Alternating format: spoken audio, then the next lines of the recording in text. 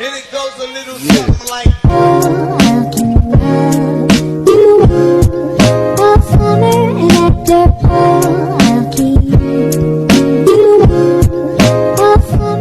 Hi guys, my name is Ryan Rayinting.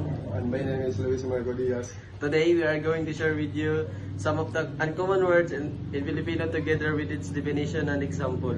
Una, labaha. Pangalawa, sambat. Pangatlo, kansunsilyo. Apat, dupil. Lima, kalupi. Anim, yakis. Una, labaha. In English, razor.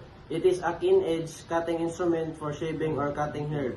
Halimbawa, ginagamit ko ang laba sa CR upang ipangahit sa aking balbas. Laba, halimbawa, ginamit ko ang laba sa CR upang ipangahit sa aking balbas. Tawa, sambat. In English, fork.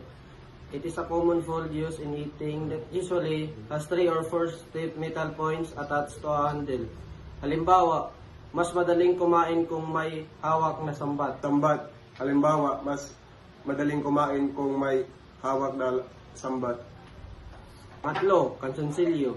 In English, boxer short. It means underwear shirts characterized by loose fit. Halimbawa, ginamit ko ang bagong biling kansunsilyo. Kansunsilyo, halimbawa, ginamit ko ang bagong biling kansunsilyo. Anim, yakis, to make something sharp or sharper. Halimbawa, yanakis ko ang kutsilyo dahil ito'y maburol na. 5. Kalupi. Halimbawa, nawala ng aking kaklase ang kanyang kalumpi nung isang araw. 6. Yakis, to make something sharp or sharper. Halimbawa, yanakis ko ang kutsilyo dahil ito'y maburol na. 6. Yakis. Halimbawa, ginakis ko ang kutsilyo dahil ito'y maburol na.